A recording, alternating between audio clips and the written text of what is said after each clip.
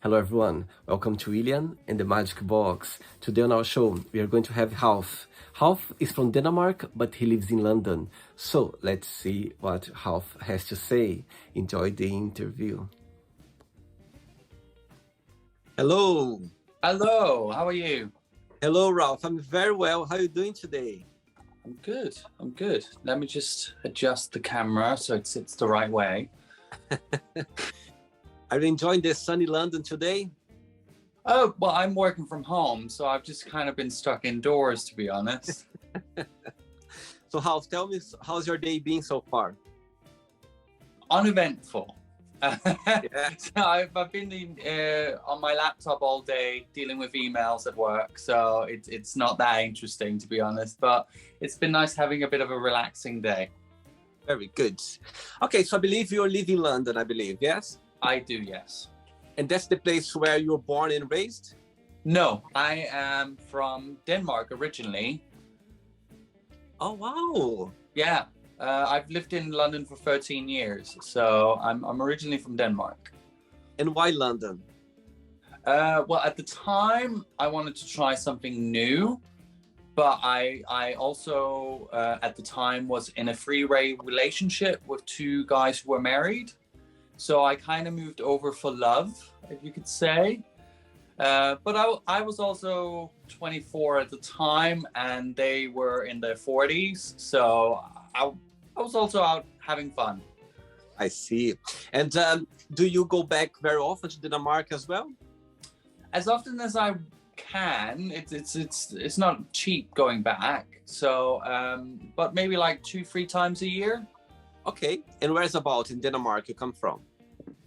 It's the big part of Denmark, Jutland. So it's like a bit further up north, the north part of Denmark, if you could say. I see. And what do you do for a living? I work for local government as just admin staff, not that interesting, but it pays my bills, and that's the main thing really. And I can do a lot of things I enjoy outside work. Amazing. Right. As I was checking your profile, and I could see how much you enjoy the fetish world, the leather world. So tell a little bit about your joy, your way of express yourself through a fetish. Well, I've been doing fetish and kink since I was 22. I'm now 37, coming up to 38. It's always kind of been an interest of mine. I owned my first leather waistcoat when I was 13, 14. My mom bought it for me. I wanted it for my confirmation, but she indulged me. So yeah, that was my first piece of leather. But then I didn't do much of it before I maybe like turned 22. Then I started exploring, and it's just been a part of my life ever since.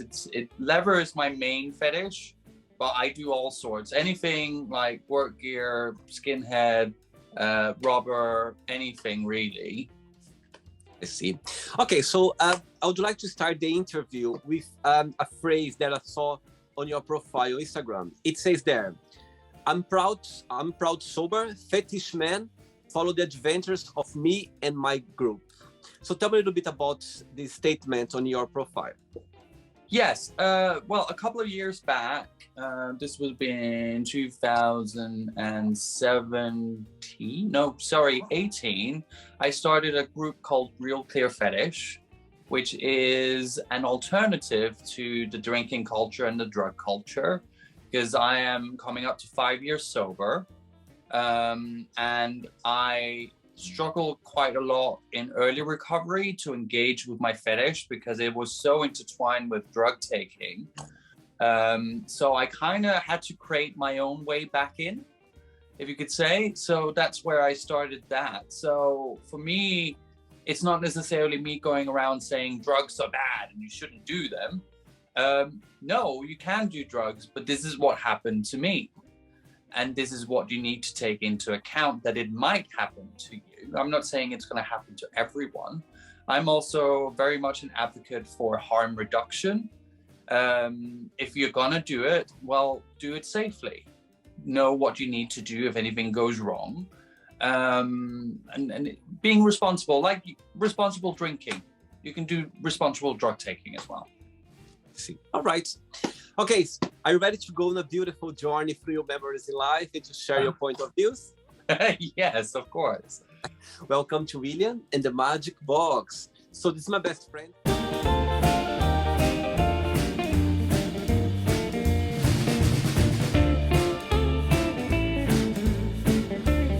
Random fun questions, okay? I'm just gonna play a song now just for us to get a bit in the mood before the first question. Ready? Mm-hmm. Let's do it. Okay, Ralf, before we start the game, through the journey, if there is a question that you don't want to talk about for some reason, you don't want to answer, I always can change, okay? Of course. First question for you is, if you could live anywhere in the world, where that would be and why? That's a big question. I definitely have I would love to live in San Francisco. I love San Francisco. It's so cliche, the whole thing of I left my heart in San Francisco. But the two times I've been there, I just fell in love with the city, with the people and so on. I wouldn't want to live in America, to be honest. If I could just live in the city and not deal with the health systems and the politicians and the gun laws and all that crap, I would love to live there. But no, I would never want to live there. I like healthcare. I had a few guests on the show from San Francisco, and you know, the gay community, and they talk a lot about it. And you know, be yourself there. You know, the gay community, they are very approachable. I think San Francisco is very gay. I think you know, when you think about somewhere in, you know, the US, San Francisco comes straight away to our mind, for sure. And do you see yourself living in London for a long period? I've no plans of moving away. I love living in London. It comes with its drawbacks, like any other city. I hate being in London in the wintertime. I'm not necessarily a high summer person, but I get seasonal depression. So I find winters in London quite difficult because it's just grey and dull in the winter time and people don't really go out as much and stuff like that. So I definitely function better in the summertime in London. And before you moved to London to live, have you been before to visit or no? You just came in straight away to live in London? My first time I was in London was in 2006 or 7, yeah, 6, maybe 6, on a school trip. Right. I would have been, I would have been 20. And it was all very novel. We were driving on the wrong side of the road and the red phone boxes and so on. I was being very tourist about it. But no, I've been to London quite a few times before I moved here. It was not a spontaneous decision. I was with these two guys for at least a year before I moved. I'm not a spontaneous person when it comes to big decisions. I would rather think over it a while. And I thought over, we kind of went, well, this was back in 2008. And in 2009, we had the World Out Games in London, in Copenhagen. And we kind of went, well, I'm a volunteer. Let's wait till after the games and see where we're at. If we're still together and it's still going strong, then I can move over. So it was all very grown up, really. Amazing. Good. Next question. All right. Next question for you is, talking about moving place, where do you want to be in 10 years time from now? Ooh, I'm not big on what. Do you know what? I try to live more in the now, and I know that sounds horribly cliche, but I suffer with anxiety. So anything like if I start thinking too far ahead and where I'm supposed to be, that can cause me horrible anxiety. So I try not to focus too far in the future. If there was any like hopes for the future, not necessarily plans, but hopes would be in 10 years, have a loving partner, share a nice home, have a cat, I'm a hopeless romantic, but I'm also like, if I was going to find a partner, he needs to be filthy as well as like me. He needs to be into kink. But it's I'm not in a hurry. But yeah, 10 years, that would be lovely. That would be nice to see. And a partner, maybe your partner could be watching the interview now. What a guy must have to get your heart, and what a guy must not have to get your heart, in your opinion? He needs to be honest. He needs to be. See, some people say they have a type. I don't necessarily think I have a type, but there's definitely, I do levitate towards slightly stockier guys. Definitely the kink is important. Not that I don't say that you can't have a vanilla boyfriend if you're kinky. You just need to set up some boundaries and rules that makes that work. A big no-no from my side would be, because I'm sober, they can't indulge in drug taking. And that is a big, big boundary for me. I don't mind if they have an occasional glass of wine, or they even go out and get drunk with their friends. That's perfectly fine, but I cannot date someone who does drugs, because I know myself and I would romanticize it and I would want to do it with him, and that's not good for me. Very good. Next one, let's do it.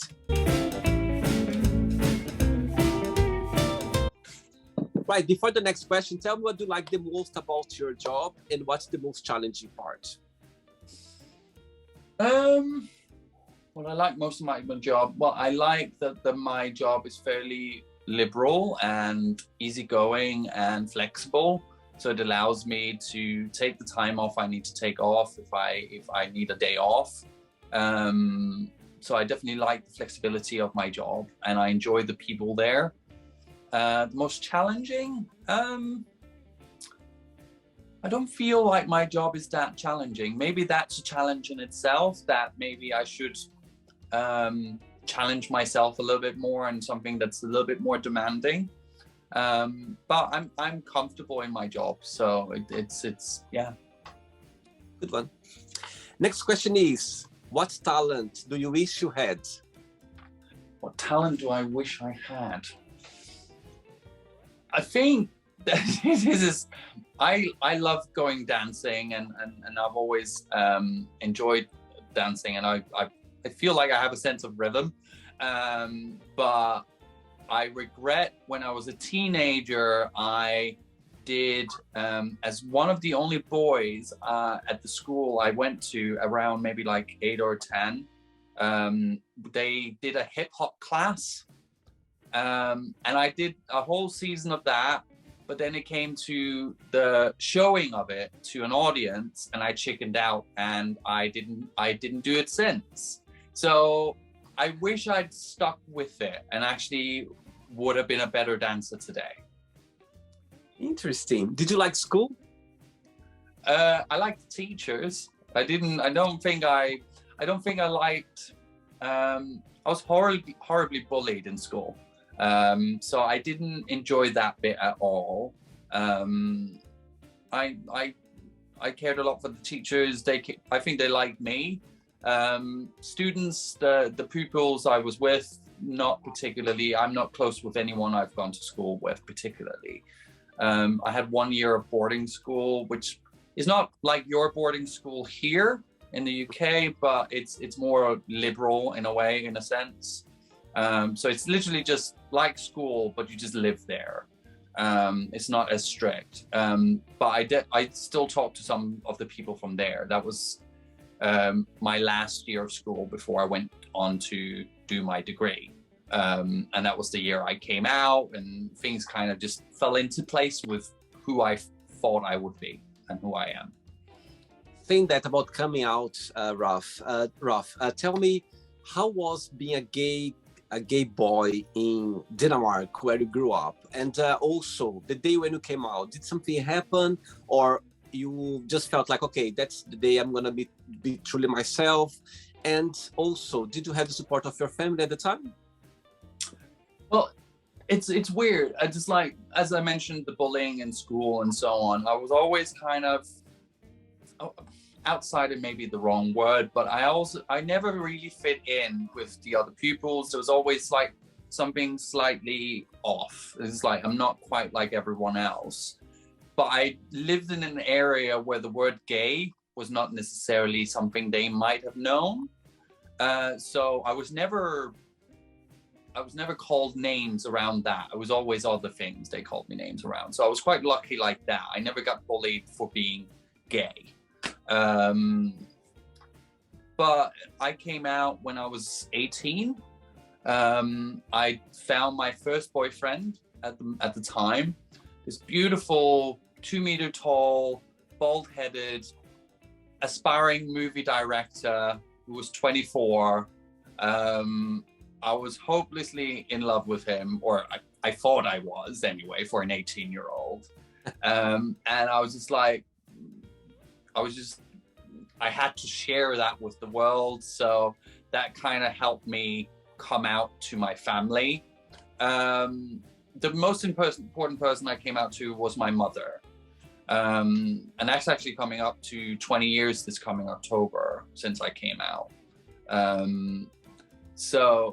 But her reaction was, I was kind of, my siblings were at their dad's place, so I was just alone with my mother, and I was sitting there started crying, and I was like, Mom, what do you think if you got a son-in-law instead of a daughter-in-law? Because I couldn't quite get myself to say I was gay. She was just like, she just sat there for a couple of seconds and just like, oh, Ralf, I knew that. I known since you were 3 years old. I thought it was something serious. I thought you gotten someone pregnant or something. And then she just went on to talk about something else. Oh, that's very nice to hear that. Imagine the relief you felt at the time. Oh my God. There was a part of me that, because we kind of expect this dramatic thing and it's like, oh, no grandchildren and all this crap. But no, she was really relaxed about it. She'd known for years and years and years. The only one who didn't take it as well was my big brother. He wasn't horrible. He just kind of, when I told him, he was like, you need to get Mum to come and get you. And he didn't talk to me for 3 weeks. But we're fine now. It was just more, I think he kind of went, oh, my little brother is a bit weird, but all of a sudden he's weird and gay. So he just kind of had to get his head around it first. So there's no bad feelings about it. Of course, I was upset at the time, but he wasn't horrible or homophobic or anything like that. Yes, I think the reaction sometimes, they're not prepared in a way, you know what I mean? It's always happened to the neighbor, to other families, but never happened to us. And when it happens, it's like, oh, how am I going to deal with that? How am I going to approach the situation? And at the end of the day, I think all of our moms, they know their child very well. As your mom said, the 3 years old. So, yeah. But it's hard for us. As you said, it's difficult to say the word, I'm gay. It's so difficult. It stays here like for a long time. It goes like, how am I going to say that? It's very hard, for sure. Yeah. Other question? Oh, sorry, what was the other question? I said, are you ready for another question? Yes, I'm ready for another question. Yes. Let's do it. Right, before the next question, I was checking your profile and I could see you do sometimes lives with other guys around the world. So tell me a little bit about this project. Well, like everyone else in 2020, we were stuck at home, and everything I was kind of doing, I was at the time organizing sober socials for like kink and stuff like that. But of course, with everything closed, I couldn't do that. So what was the next logical step? Well, let's go on Instagram and do lives with interesting kink people from around the world. So I started this podcast or Instagram live series called Real Clear Fetish Talks Real Clear Play. And I just get either people who don't drink or do drugs whilst they play, or sober people in recovery, people who might even just be allergic to alcohol and they just can't touch it. There's also a variety of reasons why you might not indulge in those kind of things. So it's very much a a very free-flowing interview where I start with 4 standard questions, and then we just see where the conversation goes. And it's just about kink and safe practices and having a bit of a laugh and sharing stories and around fetish and kink and being sober. See, question for you, Ralf. In your opinion, what's the biggest misconception that people has from, people are into fetish, like not just gays, but overall people that are into fetish. What's people out there? What's the biggest misconception that they have, in your opinion, if there is any? That if you wear leather, it has to be sexual. The kink, yes, absolutely, and I love sex. There's no doubt about my head about that, and it's a big part of my fetish. But it's also a very social thing. It's a passion. It's almost it's also a hobby. It's like any collector of anything. It is also something I collect. The new gear or new outfit, build it slowly, save up for it. It's the same kind of feelings you go through. Yes, do I get sexual kick out of it? Absolutely.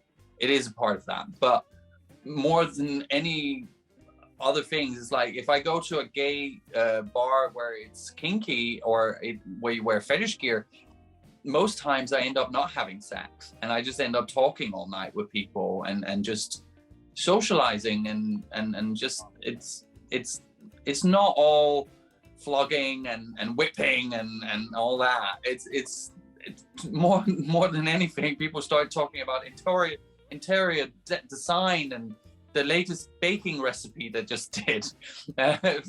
It is leather and rubber and so on. It's drag. It's all drag, to be honest. I see. All right. Next question is, how would you describe a perfect friendship? Perfect friendship. Someone who can listen. Someone who will be there when you need them. So yeah, it's. I have some very, very good relationships, and different people provide different things. So it's not a everyone fits all and they have to meet those criteria. I definitely have different friends for different things. One of my good mates, I will call him if I want to talk about movies and films and music and stuff like that, but I won't go into heavy emotional stuff because that's not his forte. That's not what he wants to talk about, or he's not comfortable talking about those type of things. And then there's other friends I can call when I need to talk about when my head goes crazy and I can't get out of a thought spiral. So different things for different people. Absolutely. And your best friends, most of them, they live in London as well? Yes, I still have a few friends in Denmark. Like with everything, when you live in a different country, the relationships are not as close, but I definitely have like 2 very close friends in Denmark still. I don't see them as often as I would want to. But yeah, most of my friends are here in the UK, and mostly in London, yeah. Amazing. Next question, let's do it.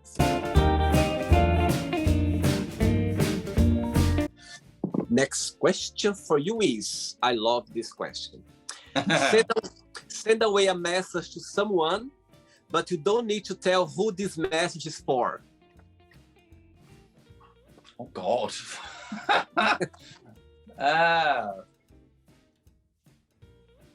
Oh, I'm drawing a blank now. A message I can send to someone and don't tell them who is it for. Just the person who is watching, they're gonna go like, okay, this message is for me.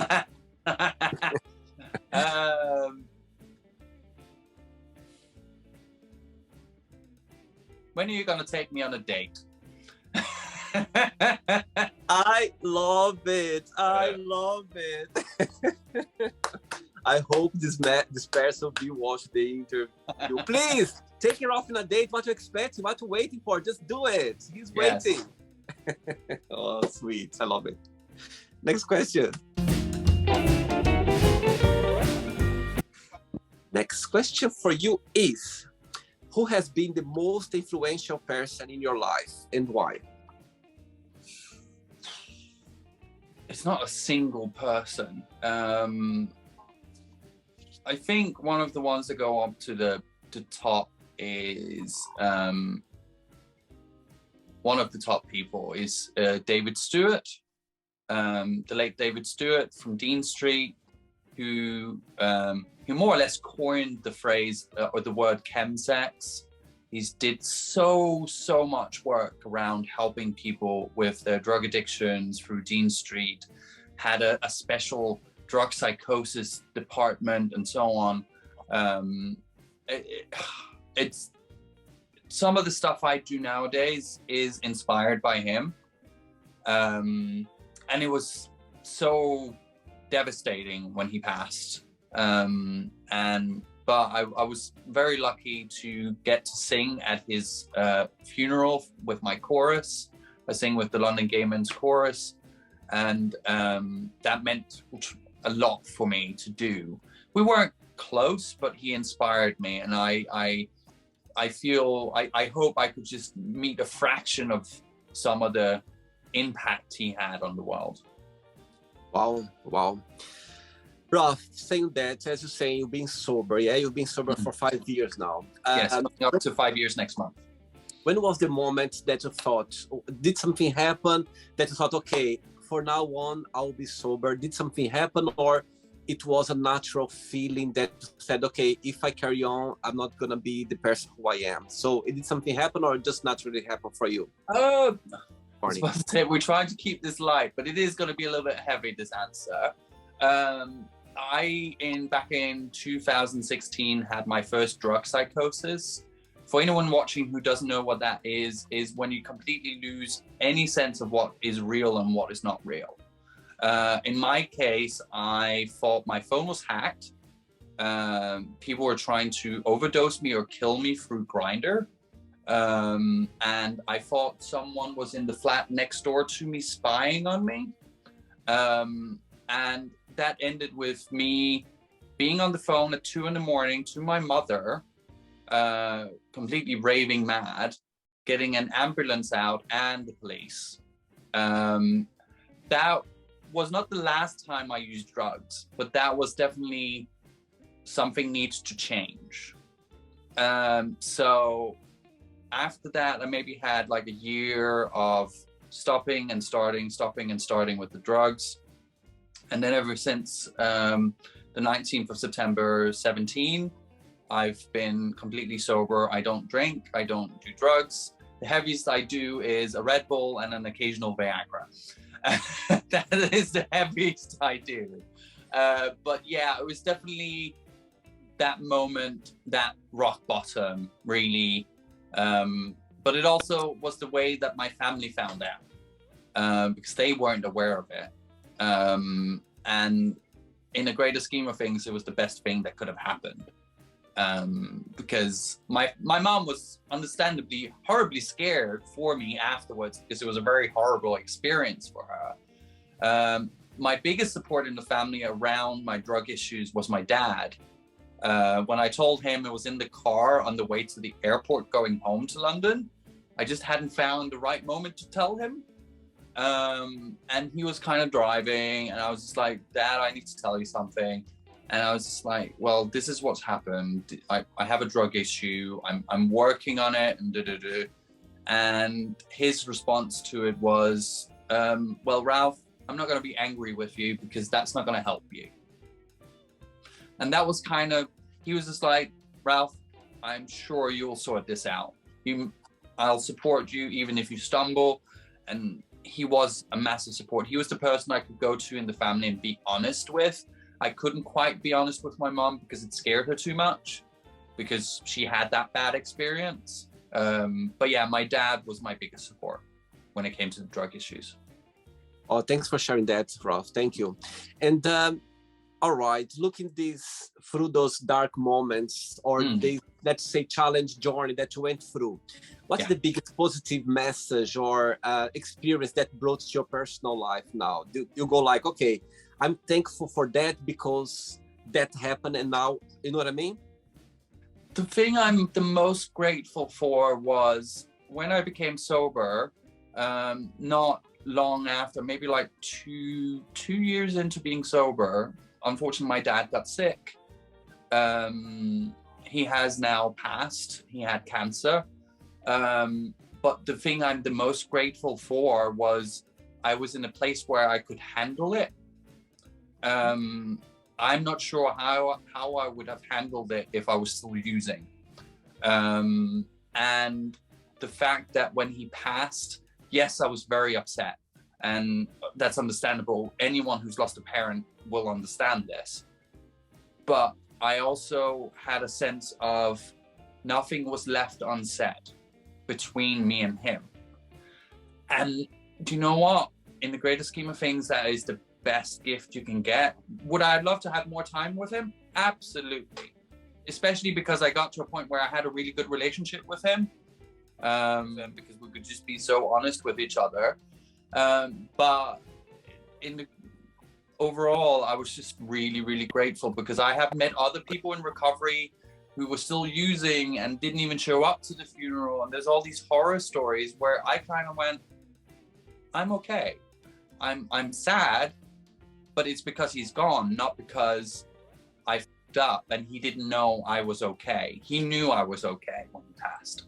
And that's the biggest thing, the biggest gift I have from being sober. Wow, wow.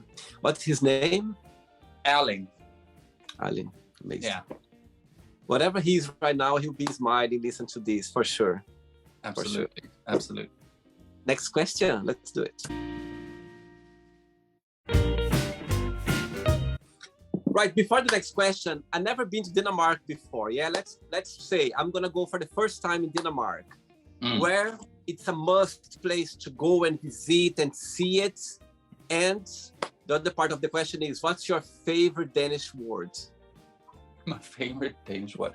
Where's the best thing to go? Well, everyone goes to Copenhagen. It's beautiful and it is a lovely, lovely city. So definitely go there. I always warn people when they go is everyone goes to see The Little Mermaid and everyone goes, it's so tiny. Everyone expects this huge statue of some sort, but it's smaller than me in whole. So it's like, go and see that, absolutely, but lower your expectations of the size of the statue, always. But if you want to experience like the nature of Denmark, we have lovely sandy beaches in Denmark. Not everywhere, but most places.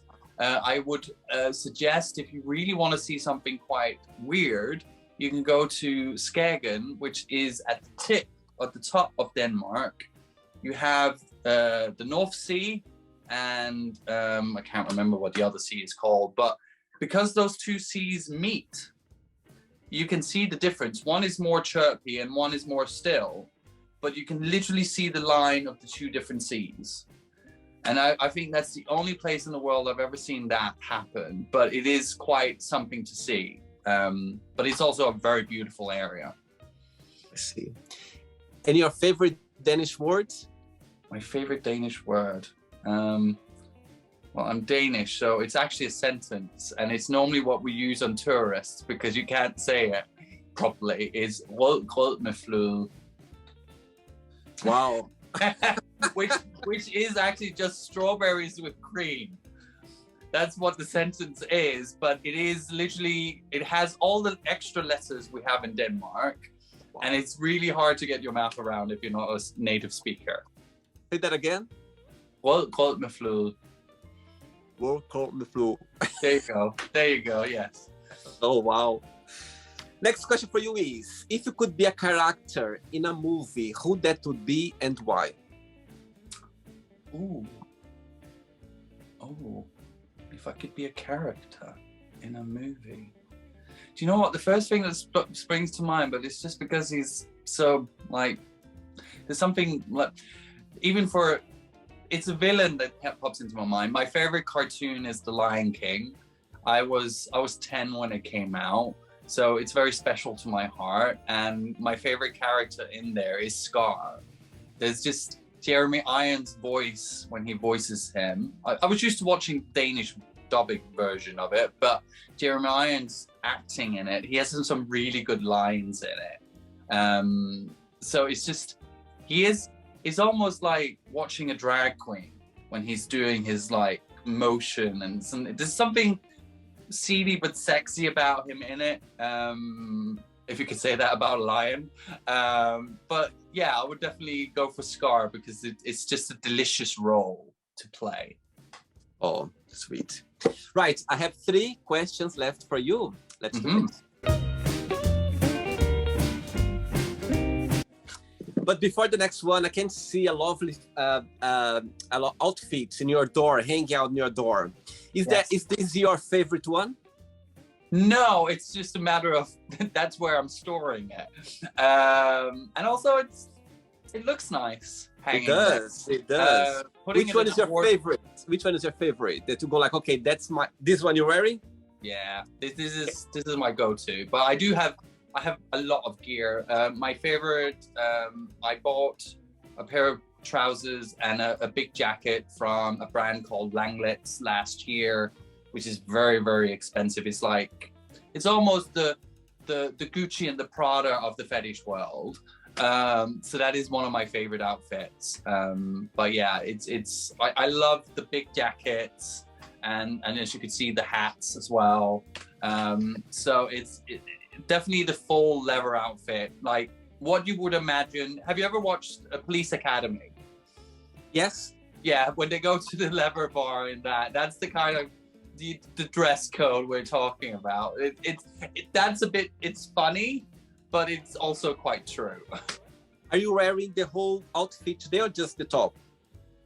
I was about to say I'm doing a RuPaul, to be honest, and I only have the top on. All right, okay. I was about to ask you to kind of show me the whole outfit, but you're just halfway. It's okay. Not gonna put you in the spot. Next question is, what is one movie you could watch over and over again? The Lion King. As said before, it is. I do have quite a few films. I'm a big movie buff. As you can see, I have quite a few movie posters. It's a big love of mine. I collect movie soundtracks on vinyl as well. But The Lion King and A Nightmare on Elm Street. A Nightmare on Elm Street is one of my all-time favorite movies. It was also made the year I was born, so it's just one of my favorite movies. It's yet again one of those really delicious roles with a lot of cheesy lines in it, but it really works. But those 2 movies are my top favorite. Yeah. Very good. 2 questions left for you. Let's do it. Next question is, tell us about your first kiss and your first love. Oh dear. My first kiss. That would have been actually at boarding school. Believe it or not, I had 3 girlfriends that year. But it has to be said that the school I went to, we were 120 students and only 20 of them were boys. So I had 3 girlfriends and some of the straight boys didn't have any. So I'm just like, but no, it's my first kiss. That would have been Lisette, my first girlfriend. Lovely girl. She was much more experienced than me. I remember she broke up with me when she found out I was a virgin. All to knowing is I was not exactly a virgin. I had been with guys at that point, so I wasn't completely a virgin. But yeah, but first girlfriend boyfriend kiss was with her. Anything else besides that, it was more sexual and not romantic. And she was your first love as well? I wouldn't say she was my first love. I think my first boyfriend was my first love, and we were you're gonna laugh, we were together for 3 weeks. It took me 6 months to get over him. I was very typical 18-year-old, like, oh, he doesn't love me, blah, blah, blah. But yeah, he was just my ideal man. It's just like, I still think back and kind of like, I don't have any pictures of him. And I probably completely forgotten how he looks. If I see him today, I probably wouldn't just be able to spot him, but it's a very long time ago, so. I see. Ready for the last question? Yes. Last one, let's do it. Okay, but before the last question, yeah? Yes. People watch the interview, let's say guys, you know, straight people or gay guys. Would you like to, I don't know if you can start enjoying fetish or if it's naturally comes to you, but let's say people, they're interested to start or to be more into it or exploring more. What would be your best piece of advice? When you want to explore fetish and kink, you mean? Yeah, yeah. I think honesty is definitely important. Just, and if you find someone you're comfortable with sharing that part of you with, that is massively important. I've on occasion talked to bisexual men online where they want to do rubber or leather, but they're too afraid to tell their girlfriends, so they're cheating to do this part of them. But to be honest, most couples, if they just bring it to the table, if you just communicate, you will be surprised. So I would say if it's a partner you want to explore that with, just be honest with them, approach it gently, of course, depending on what it is. But if you're young and you want to explore your sexuality, absolutely go for it. When it comes to kink and some practices, of course, safe words are important. Boundaries, clear boundaries are important. Consent is important. That's not even a discussion point, really. And I think one thing I always say to someone, especially if they're very young and they're like, I want to do all these things, I kind of just go and have a wank and then come back and talk to me, because you might have calmed down a little bit and you might not be as into it, because when you're turned on, your brain goes out of the window and you have all these ideas and so on. I get like that sometimes. But then when you've had a release, sometimes it's just a bit easier, and then you can kind of have a sensible conversation about it. Love that. Amazing. Amazing. Last question for you is, what is the worst advice have you ever given? The worst advice I've ever given? Yeah. All my advice is great. No, I'm not that self-absorbed. Worst advice I've ever given? That's a really, really interesting question, but nothing comes to mind on that. I can think of some of the worst advice I've gotten from someone for me, and this is not criticizing or anything, but in my early days of trying to become sober, I went to my local clinic and they put me with a counselor. This is back in 2015. And we talked about my drug use. And he was just like, so how often do you do it? This is like, well, mostly weekends from like Friday to Sunday. And he's like, oh, so it's only in the weekend, so it's not so bad. And he was just like, well, it's not so bad. Come again in 2 months and we'll talk about it again. That's probably the worst advice I've ever gotten. I'm not blaming the guy. It was just a matter of they may not have had the right education around it. Because when it comes to drug issues, if you think there's an issue, there is an issue. And you have to explore it, no matter how minuscule it is. I've talked to people where they kind of go, I use every 3 months, but I think that's a problem. Great. If you feel that's a problem, then it is a problem. So that's really important. Okay, it's not the end yet. Let's play now the word association game. I'm going to give away some words. Just tell one word that comes to your mind. Big thinking, okay? Mm-hmm. So, I hope you are enjoying the interview. Before we do the word association game, don't forget to give a like. Don't forget to share this video, and also don't forget to subscribe to our channel. Just click on the button right there. Thank you so much and enjoy the word association game. One word for family. Kim. Money. Stress. One word for love. Craving. One word for sex. I was about to say problematic sometimes. Life. Hard. Politics. Tired. Friendship. Important. Religion. No. Fear. Bravery. Desire. Kink. Regret. Sadness. And one word for kink. And one word for kink. Pleasure. Success. Money.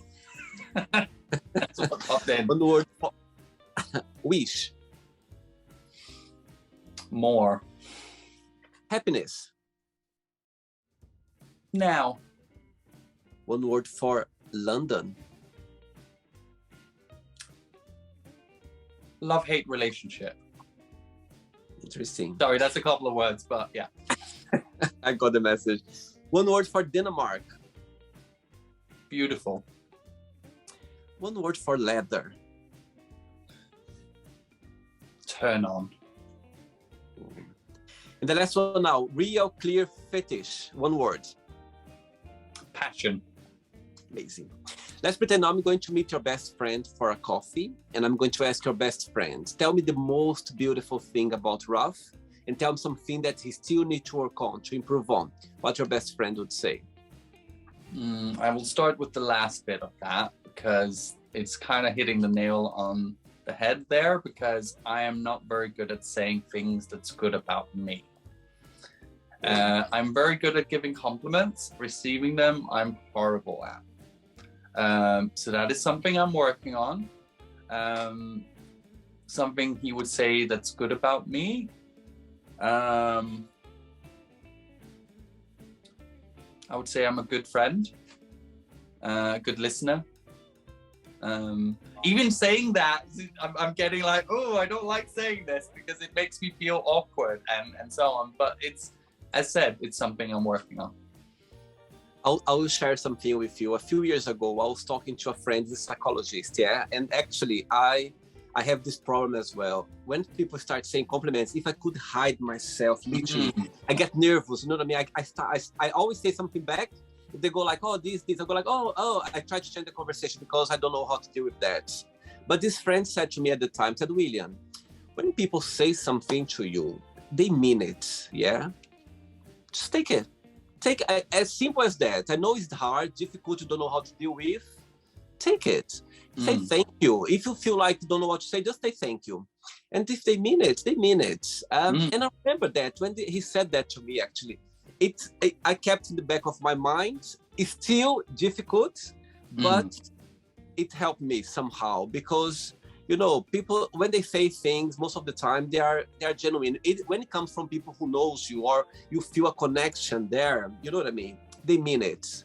Absolutely. So, yeah. So just like go, you know, try to work out. That's why I work out. I go like, okay, don't say thank you or say something, you know what I mean? They mean it. So yeah, it helped me a little bit. Let's play now, Ralf in the magic box, and you can ask me a question. Okay, you can ask me a question now. I think my question is, and hopefully it's not too personal, do you have a kink? For some reason, I had to ask that question. For some reason, I knew that will come somehow. I don't know why I had this feeling. Okay. Oh my God, now you put me in the spot. Yeah, we're talking about... Okay, Ralf, I would say something to you. I think all of us, we do have kinks, yeah? And I'll tell you something now. Yes, but for me, like if I have a kink, I do have a kink for sure. But I don't. I'm not sure what's the real meaning of kink. What kink can be anything, or there's different things that. Well, it can be, well, for me it's because it's a clothing thing, a fetish, and that's what I like. But something you might like on a man, like, or you like ears that sit like this, or brown eyes, stuff like that. But it can be all sorts of things, really. Okay, now it's more clear for me, and I would say straight away the first thing that came to my mind is I'm kind of I can go one direction, the other direction, and totally the opposite. But you mentioned something in the interview actually that when you said the word, I was like, oh my god, that's nice, about the skinhead guy. Oh my god, that for me when I see those, you know what I mean, guys, like they're so free spirits. They have something there that's like so. You know what I mean? Gets my attention. Skinheads. It's something that it takes my attention straight away. Not every guy can be skinhead. You know what I mean? There's a type. You know what I mean? There's a type. I was about to say, go on my Instagram. There's some skinhead pictures on there of me. Oh, really? I'll check it out. Check it out. But when I see those guys, like, you know, shaved heads, you know what I mean? And with this, you know, like jeans and the boots and everything, like a proper skin. Yeah. It's one of my fetish, like it's like kink, I would say. But I can't believe I'm saying that, like here on the show. You put me in the spot. I deserve it. And the other side as well, Ralf. I like those guys with suits, you know, with like tie and the proper suit. So I can go, but as I think connection and sex is all about connection. It's all about, you know what I mean? If I with a man that I can see he got something about like skinhead, oh my God, I go straight to the point. If I see this guy who got something about wearing tie with suit and everything, my head just goes there straight away. But answer to your question, I think the skinhead guys is just something that when I watch, there's a movie actually, in the very famous movie about this, made in I think was in Scotland. It's very famous, but it's about drugs as well, about those, I forgot about this name. Anyway, but there are skinhead guys there, and for me it was like, oh my God, there are something that's look at it, you know. That's what I would answer this way for you, okay? Maybe in Paris I would say a different story. I'm joking. Ralf, did you have a good time? Did you enjoy the interview? I did. It was really fun. Thanks so much for taking the time. Thanks for being so open and talking about your personal life, about your marriage as well. And I'm sure people watching the interview, they would appreciate that, because sometimes when you hear someone talking about those experiences in life, there's always, you know, it's always help them somehow to get to a better place. But before you go, if you just can share a positive message or something that you live by. Well, I'll show you. Count to 10. The story behind this tattoo was I got it when I turned 2 years sober. And it's from a singer-songwriter from Denmark called Tina Dickow, and the song is Count to 10. Look it up on Spotify. It's a beautiful song, but it is a little bit like when life overwhelms you, just pause, count to 10, breathe. No, I have it on my arm, and that's the ironic thing, because sometimes I forget to count to 10 and it's literally on my arm telling me I need to count to 10. But it's definitely something to live by if you get stressed. Just like calm down, center yourself. It could be worse. Famous last words, because I'm a very stressy person. And it's not always I listen to my own advice. But yeah, absolutely. Count to 10. Amazing. Thanks so much for the interview, and you keep in touch. I hope to see you in London one day. Okay, keep in touch. Yeah, okay? Absolutely. Take care. Bye-bye. Bye. Bye. So, did you like the show? Don't forget to give a like, to share it, and also don't forget to subscribe to the channel. And if you'd like to be part of the show as well, first, subscribe to our channel, and after that, just go to our website, www.williamandthemagicbox.com, and send us a request saying why you'd like to be part of the show. And I see you there. Bye bye. See you next time.